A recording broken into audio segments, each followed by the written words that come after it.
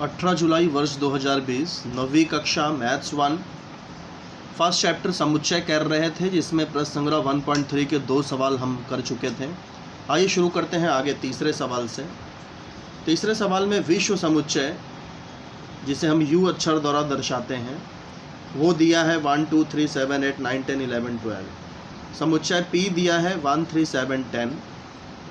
हमें समुच्चय P का पूरक समुच्चय यानी P डैश, इसका वेन आकृति बनाना है।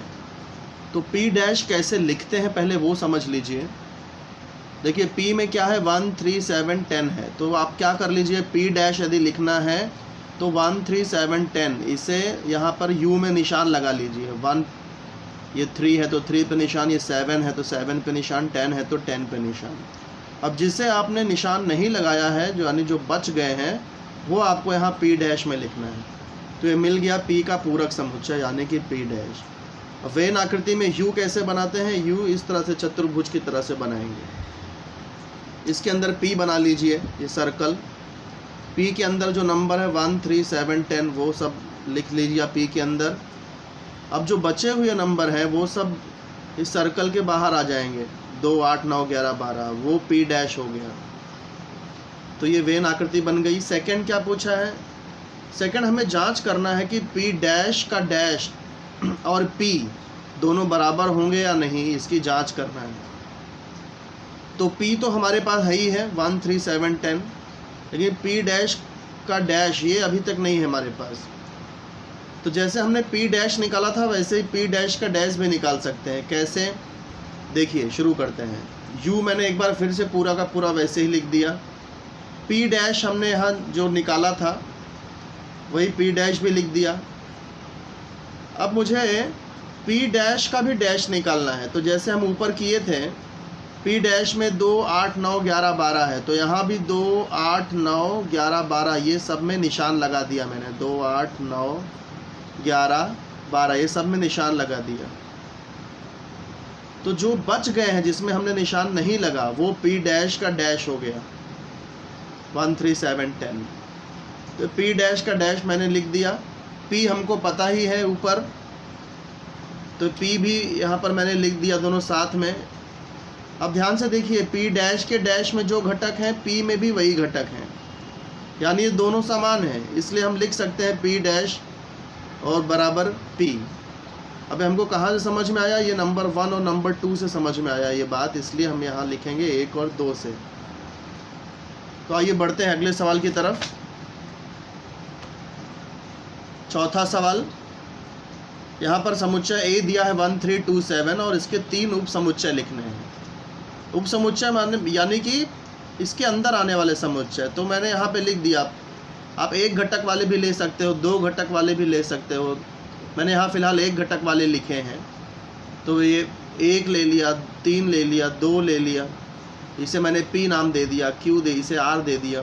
आप कोई भी कैपिटल लेटर से कोई भी नाम अपने इच्छा अनुसार रख सकते हैं। तो 3 उपसमुच्चय, ऐसे बहुत सारे उपसमुच्चय बन सकते हैं। अगर आप 2 लेंगे तो 1 3 3 2 2 7 1 2 3 7। अगर 3 लेते हैं तो 1 3 2 3 2 7 1 3 7 3 2 7। ऐसे कई सारे उपसमुच्चय बन सकते हैं, लेकिन यहाँ 3 पूछा है तो मैंने यहाँ पर केवल 3 ही लिखा है। अब देखिए पांचवा सवाल है। अब किताब अपने सामने रखिए क्योंकि मैंने इसको डायरेक्ट हल किया है। पांचवें सवाल में आप देखें कि P जो है वो पुणे में रहने वाले लोगों का समुच्चय है, I इंदौर में रहने वाले लोगों का समुच्चय है, H महाराष्ट्र में रहने वाले लोगों का समुच्चय है, M मध्य प्रदेश में रहने वाले लोगों का समुच्चय है और B भारत में रहने वाले लोगों का समुच्चय है। ये सवाल में दिया है और हमें पूछा है कि कौन सा समुच्चय किसका उपसमुच्चय होगा। इसे आप वेन आकृति में दर्शा देंगे तो ये सवाल हल करना आसान हो जाएगा। सबसे पहले देखिए, भारत वहाँ पर सबसे बड़ा है, तो मैंने इसे विश्व समुच्चय के रूप में दर्शा दिया। भारत B भारत में रहने वाले लोगों का समुच्चय। फिर ये महाराष्ट्र और मध्य प्रदेश, ये दोनों भारत के राज्य हैं, तो ये H, ये जो बड़ा सर्कल है ये आपका H महाराष्ट्र के निवासियों का समुच्चय हो गया। M मध्य प्रदेश, ये मध्य प्रदेश में रहने वाले लोगों का समुच्चय हो गया। फिर पुणे महाराष्ट्र का ही एक शहर है, तो इसलिए महाराष्ट्र के अंदर मैंने पी पुणे दर्शा दिया। और इंदौर मध्य प्रदेश का एक शहर है, तो मध्य प्रदेश के अंदर मैंने इंदौर दर्शा दिया। तो अब आप देख सकते हैं पुणे ये महाराष्ट्र के अंदर आ रहा है, और महाराष्ट्र किसके अंदर आ रहा है? भारत के अंदर आ रहा है। तो हम कह सकते हैं कि पुणे महाराष्ट्र का उपसमुच्चय है और महाराष्ट्र भारत का उपसमुच्चय है। ऐसे देखिए इंदौर मध्य प्रदेश के अंदर है, तो हम कह सकते हैं कि इंदौर मध्य प्रदेश का उपसमुच्चय है। ऐसे मध्य प्रदेश किसके अंदर है? भारत के अंदर है, तो हम कह सकते हैं कि ये मध्य प्रदेश भारत का उपसमुच्चय है। वही मैंने यहाँ पर लिखा है, पुणे महाराष्ट्र के अंदर है। पी, ये जो पी है वो एच के अंदर है, इसलिए पी उपसमुच्चय एच। और ये पी जो है वो भारत के अंदर भी है, तो इसलिए पी उपसमुच्चय बी। ऐसे ही आई, देखिए ये जो आई है ये एम के अंदर है, तो इसलिए मैंने आई उपसमुच्चय एम लिख दिया। फिर ये आई भारत के अंदर भी आ रहा है, तो इसलिए आई उपसमुच्चय बी। फिर ये एच महाराष्ट्र, ये भारत के अंदर है, तो एच उपसमुच्चय बी। ऐसे ही ये मध्य प्रदेश, ये भी भारत के अंदर आ रहा है, तो इसे भी एम उपसमुच्चय बी लिख दिया मैंने। इसी 5वें के सेकंड में पूछा था कि विश्व समुच्चय किसे कह सकते हैं? जो सबसे बड़ा समुच्चय होता है उसे ही विश्व समुच्चय कहा जा सकता है। इसलिए बी, भारत में रहने वाले जो लोग हैं उन्हें ही विश्व समुच्चय माना जा सकता है। तो इसका उत्तर मैंने यहाँ लिख दिया बी, भारत के निवासियों का समुच्चय विश्व समुच्चय कहा जाएगा। अब आइए चलते हैं 6वें सवाल पर।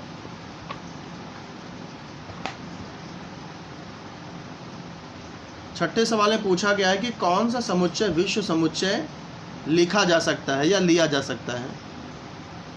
तो देखिए ए दिया है 5 के गुणज संख्याओं का समुच्चय। गुणज यानी पहाड़ा, 5 की गुणज संख्या यानी 5 के पहाड़े।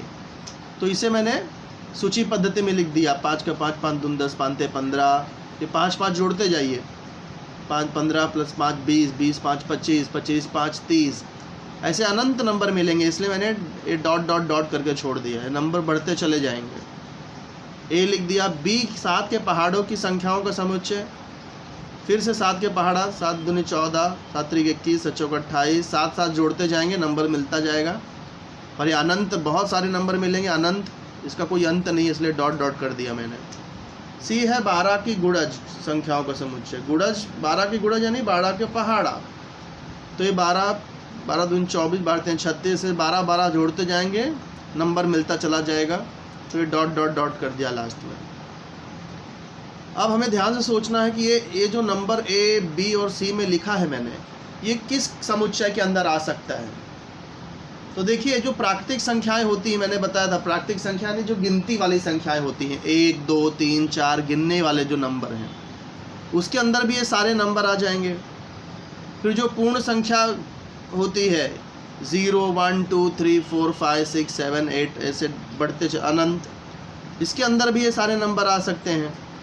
फिर जो पूर्णांक संख्याएं होती हैं, जिसे आई द्वारा दर्शाया जाता है, पूर्णांक संख्याओं का समुच्चय। पूर्णांक संख्या किसको बोलते हैं?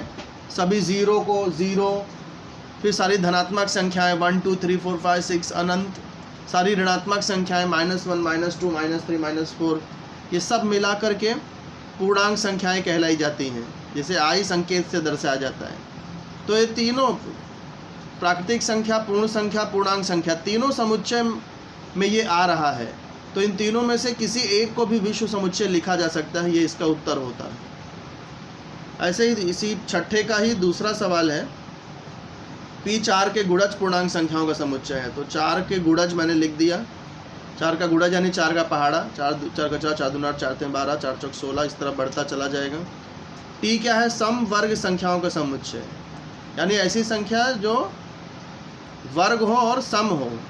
तो 1 का वर्ग 1, ये तो विषम हो गया। 2 का वर्ग 4, ये सम है, सम यानी जो 2 के पहाड़े में आता है। 3 का वर्ग 9 होता है, वो विषम है, इसलिए उसे नहीं लिख सकते।